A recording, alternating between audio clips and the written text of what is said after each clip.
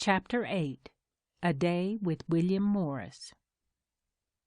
O June, that we desired so, wilt thou not make us happy on this day? Across the river thy soft breezes blow, sweet with the scent of bean fields far away. The Earthly Paradise. His own lines are running in the head of William Morris, as at sunrise, that is to say about 3 o'clock, on a midsummer morning of 1879, he thrusts his rough dark head out of the open window, and sees the river shimmering past between the branches of great elms in fullest leaf. The very breath of June is in the air, full of atoms of summer, and the fertile earth is aglow with warm loveliness. From all the length and breadth of green English shires, to Morris in his house by London River, the voice of beauty calls, and he responds to it. O me, how I love the earth, he murmurs, and the seasons and weather and all things that deal with it, and all that grows out of it, the earth and the growth of it and the life of it. If I could but say or show how I love it. His vagrant thoughts go homing to their dearest goal, that lovely old-world Kelmscott village in Oxfordshire, after which his present abode is named, beside its far-off lovely mother of the Thames. He loves to think that this same grey, sunlit water which sparkles at his feet has come down to him past the gables and the gardens of Kelmscott, 130 miles away. He dreams a moment of those far green meadows, pure and perfect, yet as very Eden. He sees them as he saw the fields in summer dawn. Pray but one prayer for me twixt thy closed lips. Think but one thought of me up in the stars. The summer night waneth, the morning light slips. Faint and grey, twixt the leaves of the aspen, betwixt the cloud bars, that are patiently waiting there for the dawn. Patient and colourless, though heaven's gold waits to float through them along with the sun.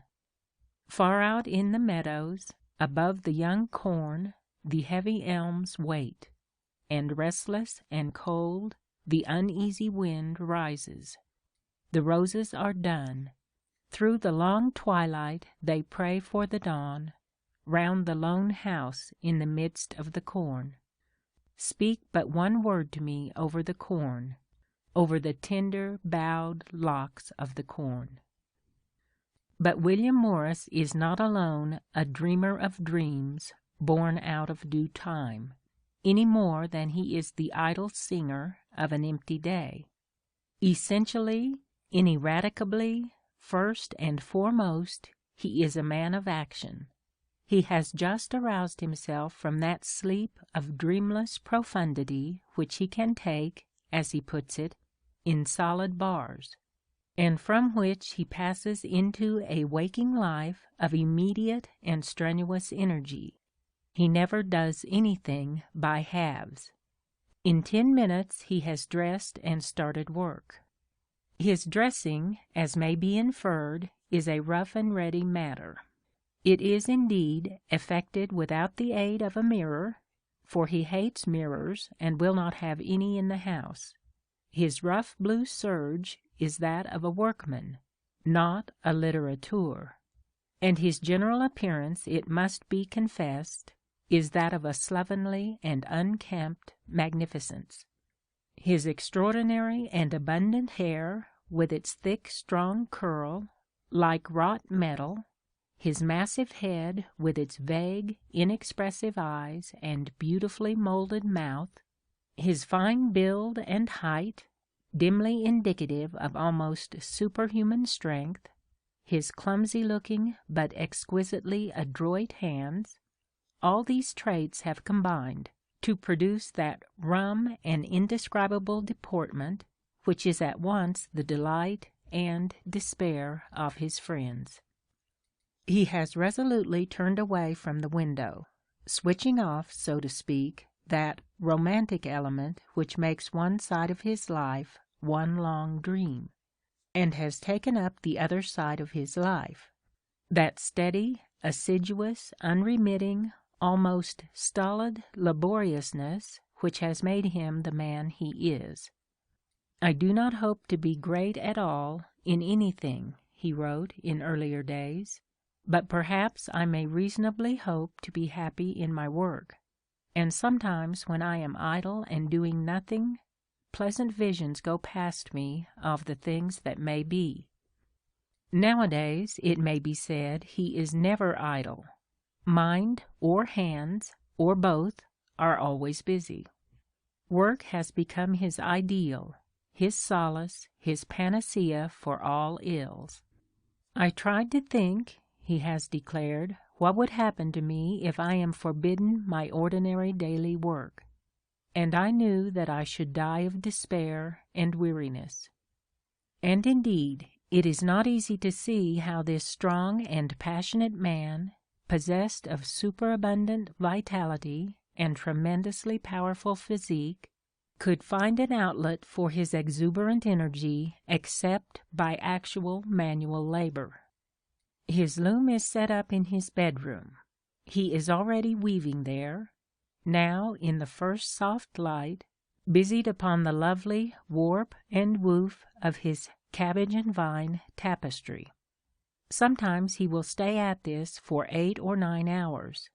Sometimes, as today, other labors claim his attention, and he toils all the more resolutely for knowing that his time at the loom must be short.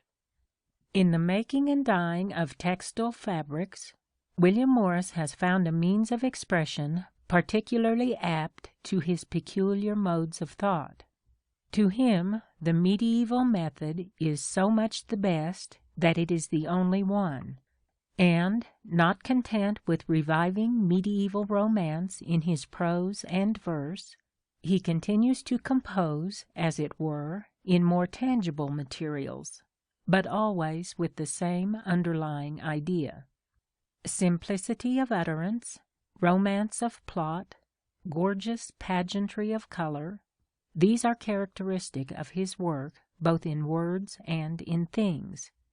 To make the common as though it were not common, an ideal which has been already expounded in the art of the pre-Raphaelite brotherhood, is a fair definition of the unusual quality which suffuses all the achievements of William Morris.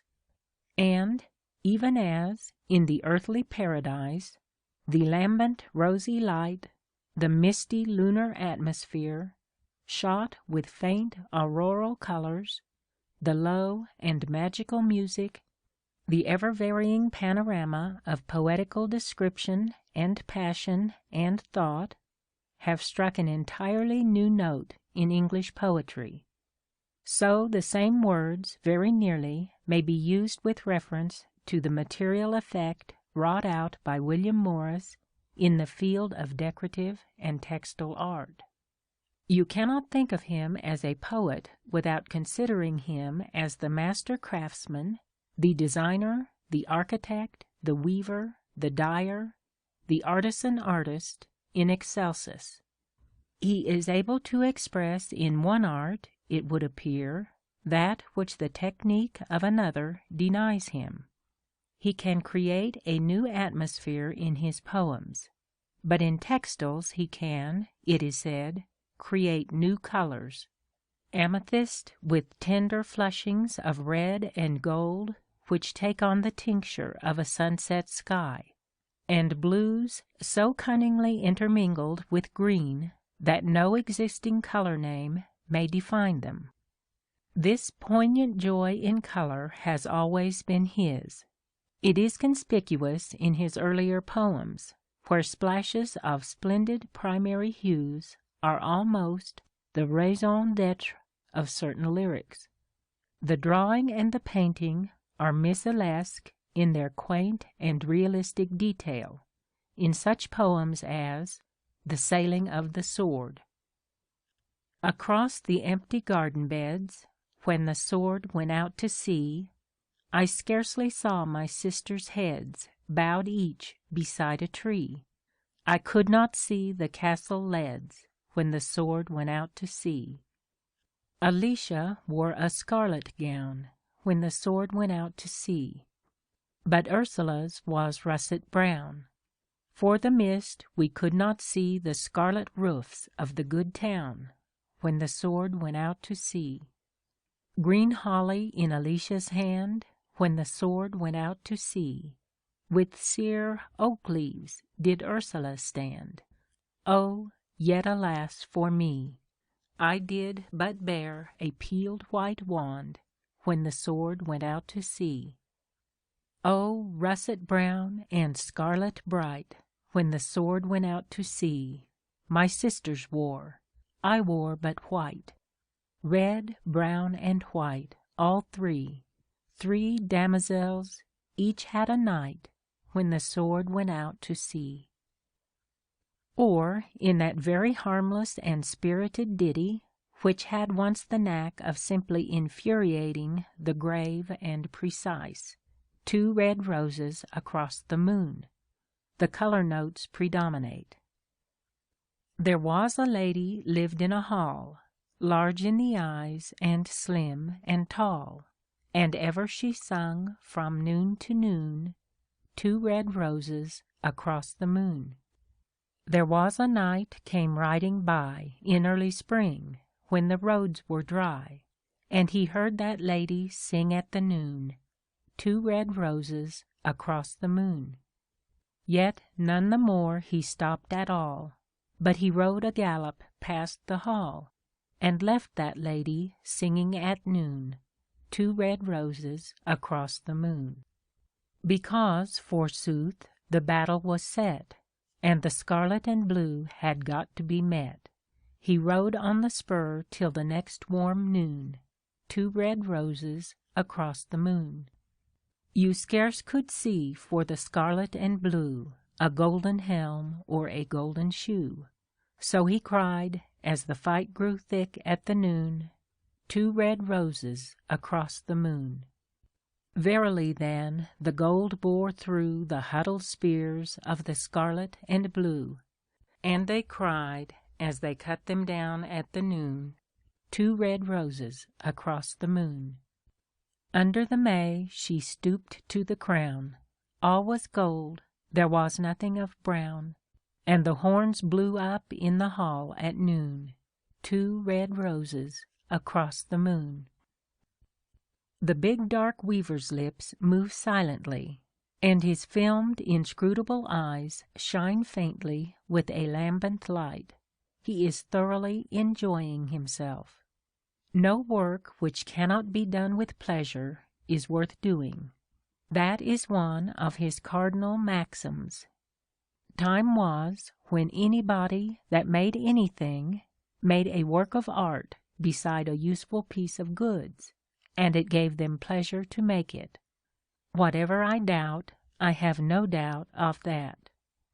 One of Morris's main objects in life is to bring this simple, long-forgotten truth home to the hearts of his fellow workmen, and how hard a task he finds it. For in modern days, as once in the origins of language, work and pain are synonymous, and pleasure is divorced from labor by reason of the tertium quid, which we know as money. But in the manual arts, as in literature, Morris perpetually endeavors to take up and continue the dropped threads of the medieval tradition, when honest labor wore a lovely face, and he denies the superiority of verbal or literary construction over any other. All are equal in his eyes. That talk of inspiration, says he, is sheer nonsense. There is no such thing. It's a mere matter of craftsmanship. If a chap can't compose an epic poem while he's weaving tapestry, he'd better shut up. He'll never do any good at all. So now you behold him carrying out his own principle, and framing noble phrases in his mind, while his deft fingers manipulate the threads of the web. Having concluded the appointed hours at the loom, Morris, who even during his work has frequently paced to and fro, restlessly padding round the room or oscillating between his weft and the window, goes down to his study on the ground floor, a room of severe simplicity. No carpet is there, no curtains.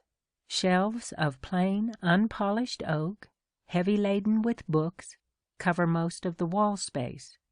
A square table of the same plain oak carries his writing tackle. A few austere chairs are placed about. The books, like the room, afford little clue to their owner's penchants.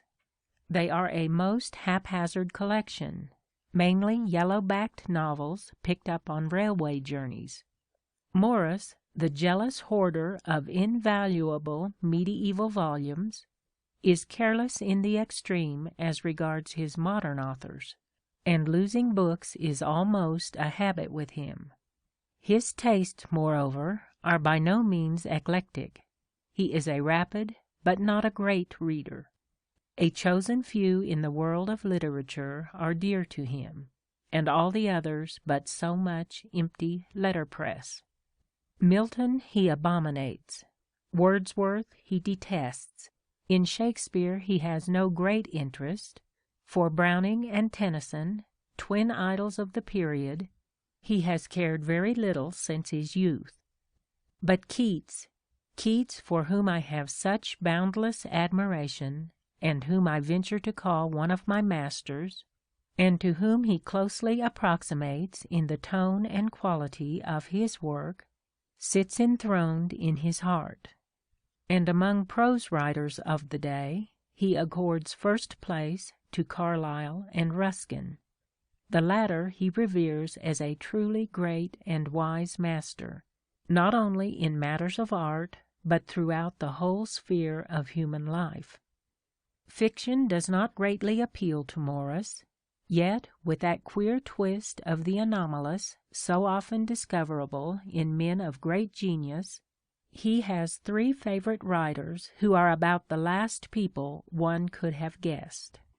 He is devoted to George Borrow, he is soaked and steeped in Dickens, and above all he is an enthusiast regarding the adventures of Mr. Jorrocks. This last is an inexplicable matter. Morris is no horseman, he knows little and cares less about any sport save angling. Howbeit he has for many years, in the moods when he was not dreaming of himself as Tristram or Sigurd, identified himself with Joe Gargery, Great Expectations, or Mr. Boffin, Our Mutual Friend, to such an extent that his favorite salutations are quotations from these worthies, and he insists on ramming Jorrocks down the throats of his friends, in season and out of season, to their bewilderment, and, bien entendu, not infrequently to their boredom. Morris, standing carelessly over his table, sets down a few score lines, the result of his morning's meditations. He can write anyhow, anywhere, under any interruption. The leisurely seclusion of the professional author has no charms for him.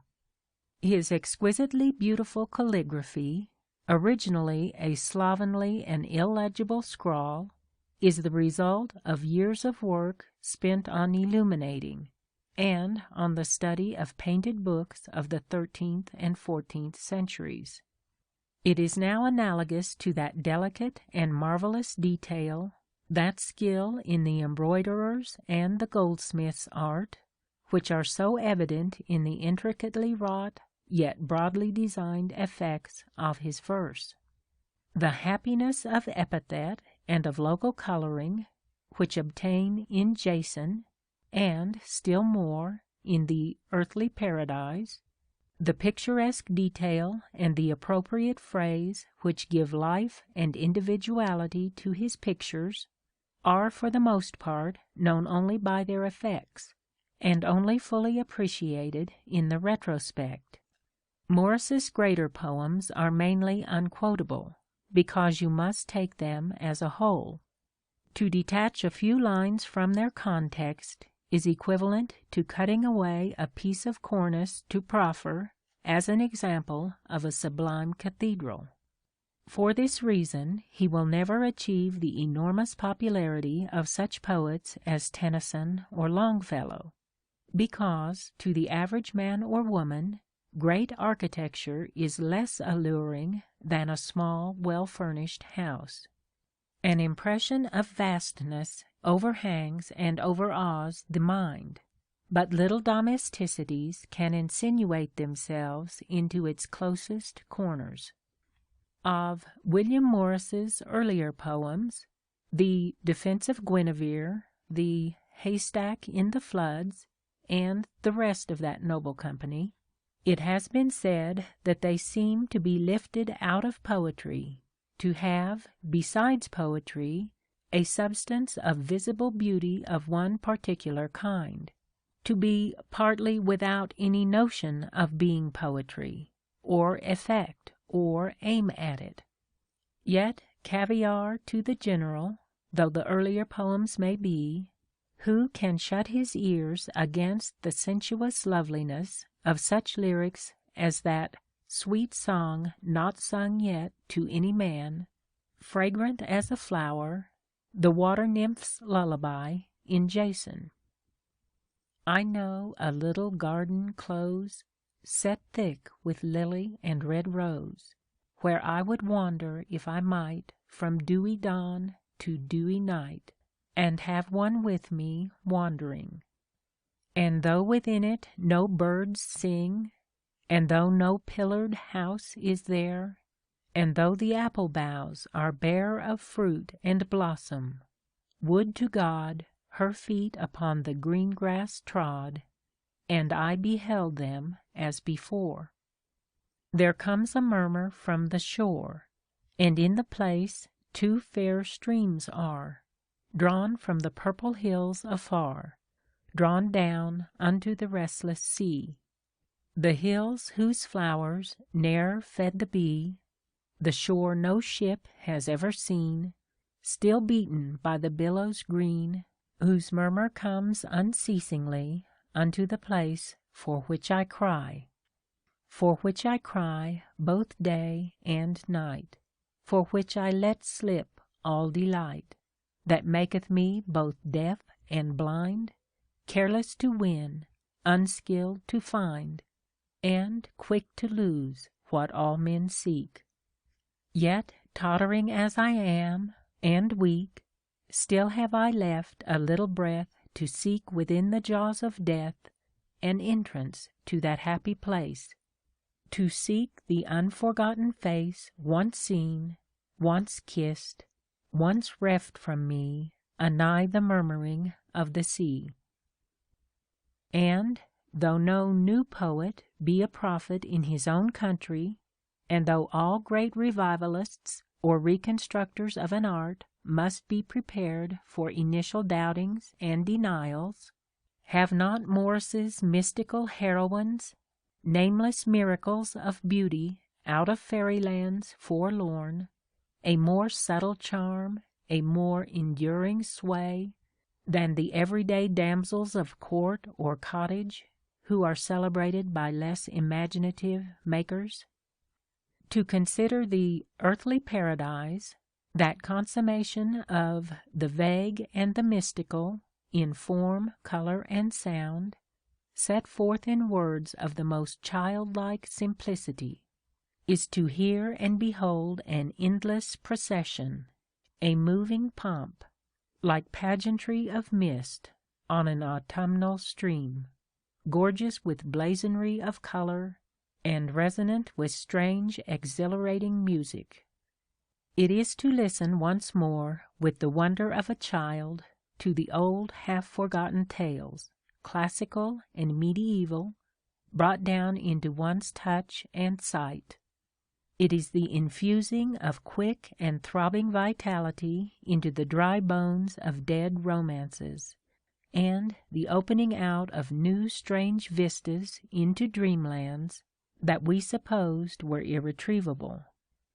With the king, having no name and needing none, we sit breathless at the watching of the falcon, till, with a start, he looked at last about him, and all dreams were past.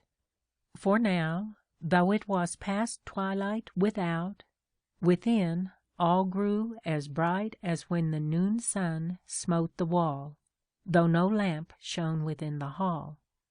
Then rose the king upon his feet, and well nigh heard his own heart beat, and grew all pale for hope and fear, as sound of footsteps caught his ear but soft, and as some fair lady, going as gently as might be, stopped now and then a while, distraught by pleasant wanderings of sweet thought. Nigher the sound came, and more nigh, until the king unwittingly trembled, and felt his hair arise, but on the door still kept his eyes. That opened soon, and in the light there stepped alone a lady bright, and made straight toward him up the hall. In golden garments was she clad, and round her waist a belt she had of emeralds fair, and from her feet she held the raiment daintily, and on her golden head had she a rose wreath round a pearl-wrought crown. Softly she walked with eyes cast down, nor looked she any other than an earthly lady, though no man has seen so fair a thing as she. We go roaming down with Rhodope to the iridescent ripples of the June sea, and await some dim, indefinable joy, as when she stood to watch the thin waves mount her feet before she tried the deep. Then toward the wide, sun-litten space she turned, and 'gan to meet the freshness of the water cool, and sighed for pleasure as the little rippling tide lapped her about, and slow she wandered on till many a foot from shore she now had won. The story of Rhodope. Or we cower with Lawrence, trembling in the shadows, while the glimmering procession of the dead gods passes terribly from sea to land, daring at all risks to recover the ring given to Venus. But William Morris does not take himself at any exorbitant valuation. Whatsoever his hand finds to do, he does with all his might, and leaves it at that. First in one art, then in another, he strives to find expression. Neither praise nor blame can cloud his vision of the ultimate end which he has set before him. "Perhaps you think," he told his mother once, "that people will laugh at me and call me purposeless and changeable. I have no doubt they will. But I in my turn will try to shame them, God being my helper, by steadiness and hard work." And thus it is with no sense of instability or restlessness that he puts down his pen and proceeds to adopt another mode of expression. It is simply a change in the material, but not in the ideal, of his art. He runs upstairs and takes a glimpse of the river, now fully ablaze with summer sunshine, from the 5 windows of his great, beautiful drawing-room, which runs the whole length of the house. This room is hung round with tapestry of his own weaving. It boasts a great painted settle and other articles of furniture, such as give it a unique touch of character and individuality among the conventions of the latter 70s. It is one mass of subdued yet glowing color, yet its chief perfection is missing. in the shape of that stately and beautiful woman, Jane Morris, who is just now with her children away at Kelmscott Manor. The human element is consciously lacking in this glorious apartment, and Morris realizes that. For although he prefers men's to women's society, and although his most intimate friend has declared that he doesn't want anybody, he lives absolutely without the need of man or woman. Yet Mrs. Morris is the very embodiment of her husband's most gracious imaginings, and without her superb presence the house is but a tinkling cymbal. Morris, who ignores the existence of society, who has never belonged to a club, who, with the true artist's impatience in small matters, never knows how much or how little he has in hand, is dependent upon the presence of his beautiful wife far more than he allows or is aware of. Now he is downstairs again, and out of doors, a chorus of sweet garden odors greeting him. A long rambling garden runs behind the house, with lawn and orchard and kitchen garden. Hammersmith is still but a suburban village, quaint, Georgian, unspoiled. From all the flower beds of its little red-tiled houses, delightful midsummer fragrances float by. The very barges, as they pass along the river, wear a holiday air, and spread their great red spritzels like one who expands his breast to meet pure breeze. Morris betakes himself to his coach-house and stables, which he has turned into a large weaving room for carpet looms. During the previous winter he has been carrying on the weaving of figured silks upon a jacquard loom, pile carpets upon this loom in the coach-house, and arras tapestry upon the one in his bedroom, simultaneously and in addition to his works at Queen's Square, where he dyes embroideries and silken fabrics. He is also engaged in the initiation of, or the execution of, designs and fabrications in such works as painted glass, tiles, furniture, furniture velvets, wallpapers, chintzes, printed cottons, and upholstery of all sorts, not to mention 100 projects of social reform begun or in progress, an immense amount of reading in Icelandic literature, and a quantity of minor affairs connected with all the above, such as few men could master or even attempt. He is demonstrating, au pied de la lettre, the significance of that celebrated rule which he avows will fit the case of everybody: have nothing in your house that you do not know to be useful or believe to be beautiful. A good hearty breakfast, including a tremendous quantity of tea, is Morris's next business in hand, and he gives it the same thorough attention as everything else that he undertakes. He has been likened to Dr. Johnson for his inveterate love of tea drinking, but he does everything on a big and expansive scale, and at other times of the day he drinks other liquors with equal relish, and smokes with supreme enjoyment.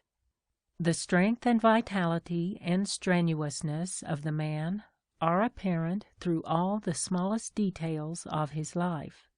He takes a robust delight in matters which to other men of feebler physique are incomprehensible. He does not affect any lean and hungry aestheticism, nor despise the pleasures of the table. He is himself a good cook and an authority on cooking, which he ranks among the fine arts whose fullness has been denied to women. When out upon those angling excursions which constitute his brief respites from work, he always will insist on cooking the fish he has caught, and his tastes are typically English. I always bless God, says he, for making anything so strong as an onion. It may be, indeed, that Morris's whole-hearted absorption in mundane matters as they pass beneath his notice, his spacious, huge delight in all things beautiful or desirable, are, after some abstruse fashion, resultant from his haunting dread of death, that passionate revulsion from and revolt against the thought of inevitable mortality, which runs like a cold subterranean stream, with perpetual shuddering undercurrent, below his most opulent palaces of dream.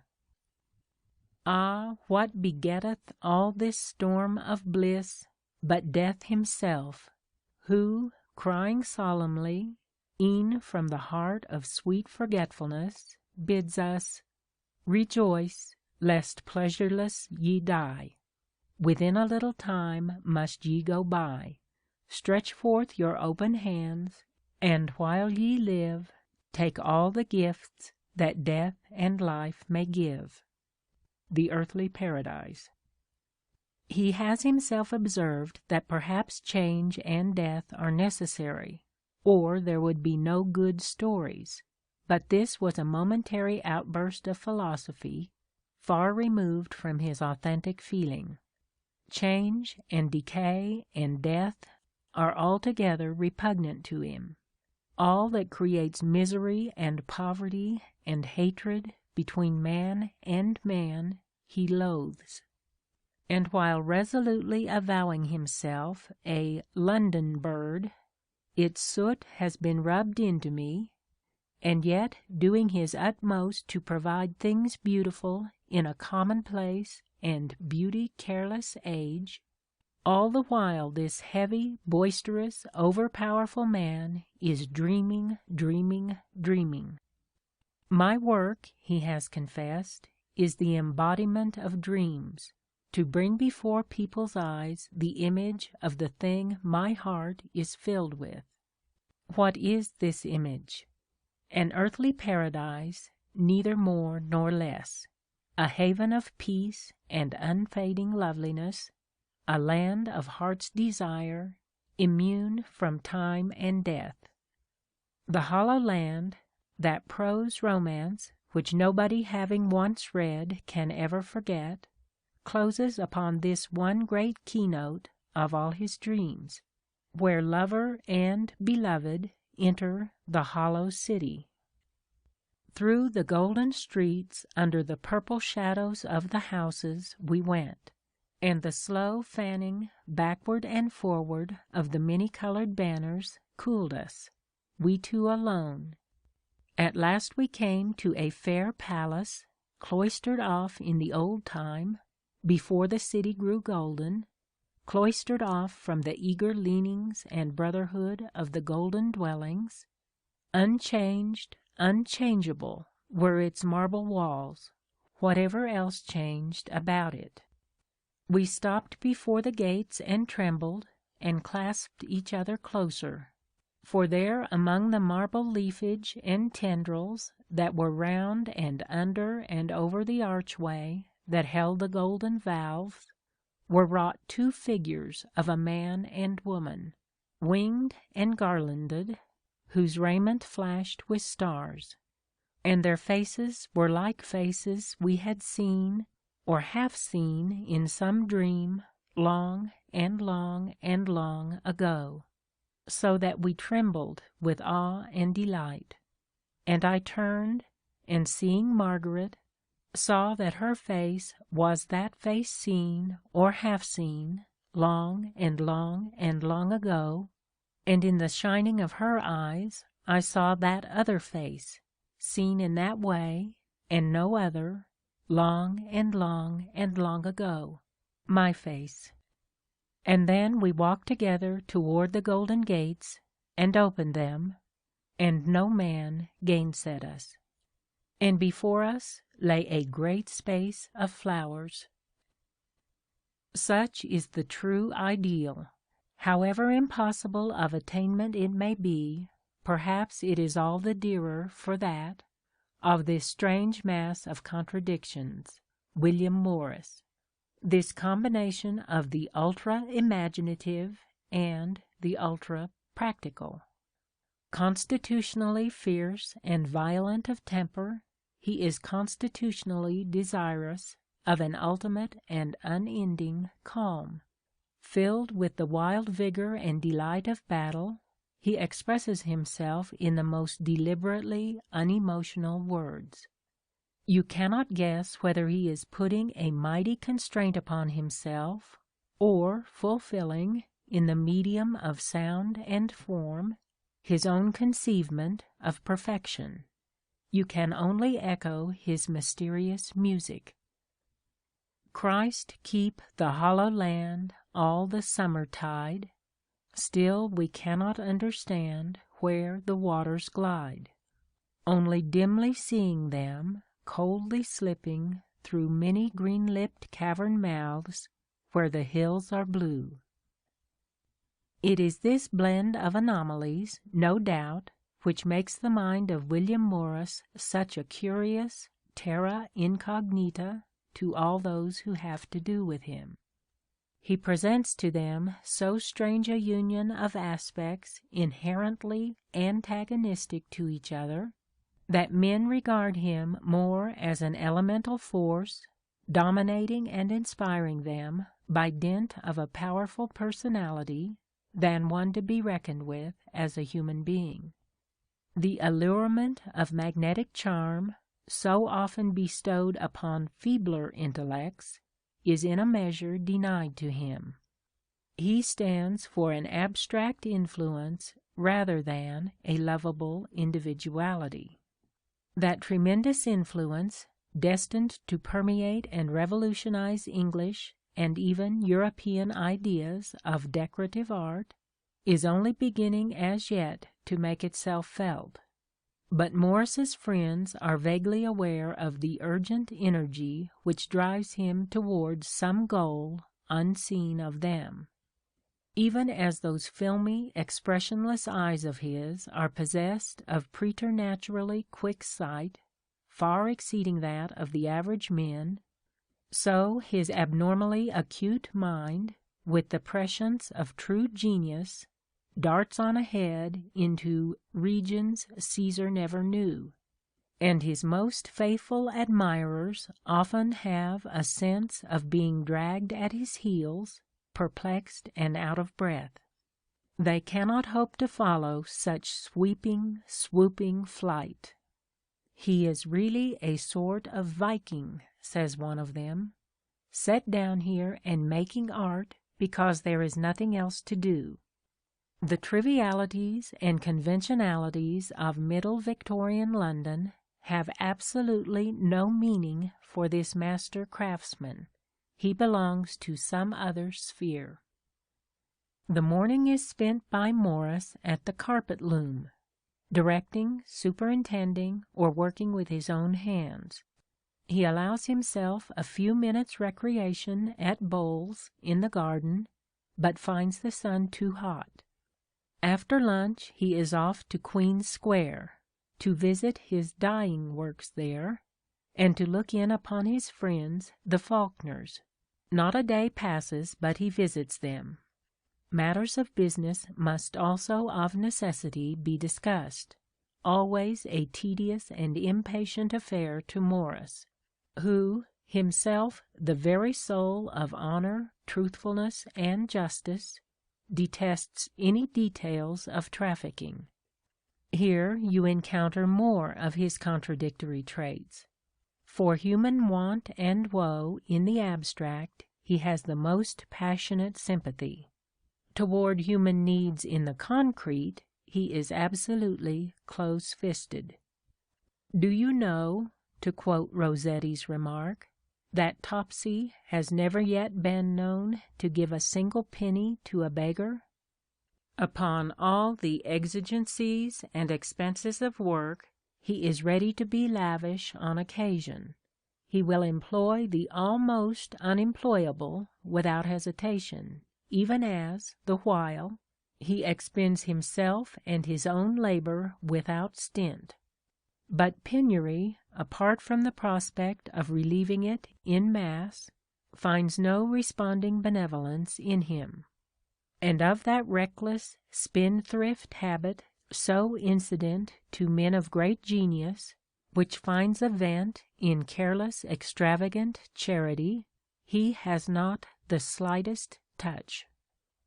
Had today been Wednesday, Morris, by invincible habit, would have dined with Burne-Jones, but, it being only Tuesday, he betakes himself back home to Hammersmith as the evening draws on. A remarkable figure he presents among the fashionable frequenters of the West End, as he strides steadily along the crowded streets in his soft felt hat and rough blue serge suit. Topsy, according to his intimates' dictum, has an unlimited capacity for producing and amassing dirt, and his appearance is unquestionably grubby. He looks, in consequence, something between a working engineer and a sailor, with a strong dash of the latter, for whom he is occasionally mistaken, and the unkempt, picturesque slatternliness of the man is in keeping with either of these occupations, so that there is really nothing outre about him.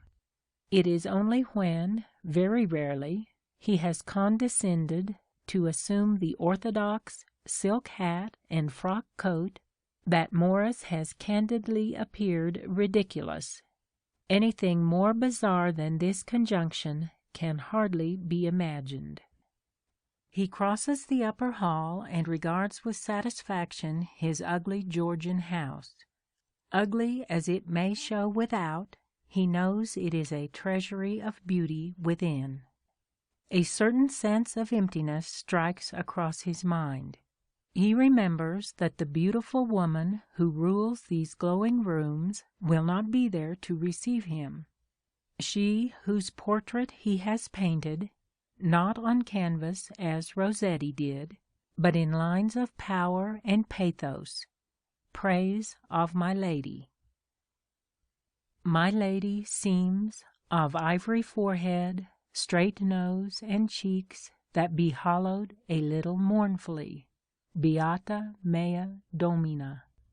Her forehead, overshadowed much by boughs of hair, has a wave such as God was good to make for me, beata mea domina. Nor greatly long my lady's hair, nor yet with yellow colour fair, but thick and crisped wonderfully, beata mea domina. Heavy to make the pale face sad, and dark, but dead as though it had been forged by God most wonderfully, beata mea domina, of some strange metal, thread by thread, to stand out from my lady's head, not moving much to tangle me, beata mea domina. Beneath her brows the lids fall slow, the lashes a clear shadow show, where I would wish my lips to be, beata mea domina. He paces round the gardens, noting with expert eye the growth and condition of their contents, for he knows all the ways and capabilities of flowers, vegetables, and fruit trees, which he studies with the fourfold interest of decorator, poet, earth-lover, and culinary connoisseur. Finally, while dusk is drawing a veil over the river, he enters his study and takes up with interest the manuscript he left unfinished at early morning. He is absolutely free from vanity regarding his own productions in any kind. Eulogy is lost upon him. A task completed is un fait accompli, and must be judged on its own merits, which are not the author's. So he now observes of his poem, "That's jolly," with entire simplicity and detachment. He determines to continue his work upon it after dinner. It is nearly midnight when Morris leans out once more from his bedroom window, as he leaned at morning, and drinks in deep breaths of the fragrant air. The wind sighs to and fro in the elm leaves, minutely plaintive, with a murmur of old, unhappy, far-off things, the only hint of sadness in all that overbrimming joy of summer. To Morris the wind has always held this sorrowful undertone, this wandering quest of something obscurely unattainable, as when it companions the night in his blossom burial of the beloved. I kissed her hard by the ear, and she kissed me on the brow, and then lay down on the grass, where the mark on the moss is now, and spread her arms out wide while I went down below. Wind, wind, thou art sad, art thou kind? Wind, wind unhappy, thou art blind, yet still thou wanderest the lily seed to find. And then I walked for a space to and fro on the side of the hill, till I gathered and held in my arms great sheaves of the daffodil, and when I came again, my Margaret lay there still. I piled them high and high above her heaving breast, how they were caught and held in her loose ungirded vest. But one beneath her arm died, happy to be so pressed. Again I turned my back and went away for an hour. She said no word when I came again, so, flower by flower, I counted the daffodils over, and cast them languidly lower. My dry hands shook and shook as the green gown showed again, cleared from the yellow flowers, and I grew hollow with pain, and onto us both there fell from the sun-shower drops of rain. Alas, alas, there was blood on the very quiet breast. Blood lay in the many folds of the loose ungirded vest. Blood lay upon her arm where the flower had been pressed. Wind, wind, thou art sad, art thou kind? Wind, wind unhappy, thou art blind, yet still thou wanderest the lily seed to find. The wind. But tonight the wind is clamant, with subdued strange voices, music out of other times, such as that medieval minstrelsy which touches Morris as no modern music may. He stares with utter satisfaction into the opaque midsummer night. The whole world is spread out before his thought, visible, odorous, suffused with secret warmth and color, mapped out in exquisite uniformity of intricate form. Above him the stars throb rhythmically. All is changed and altered. The night is lovelier than the day. It is as though the old earth and heavens are gone, says he to himself, and there are new heavens and earth. What goes on there? Who shall say, of us who only know rest and peace by toil and strife? And what shall be our share in it? Well, sometimes we must needs think that we shall live again. Yet, if that were not, would it not be enough to think that we helped to make this unnameable glory, and lived not altogether deedless? And, not altogether deedless, of a verity, William Morris lies down, and is immediately sound asleep. End of chapter 8.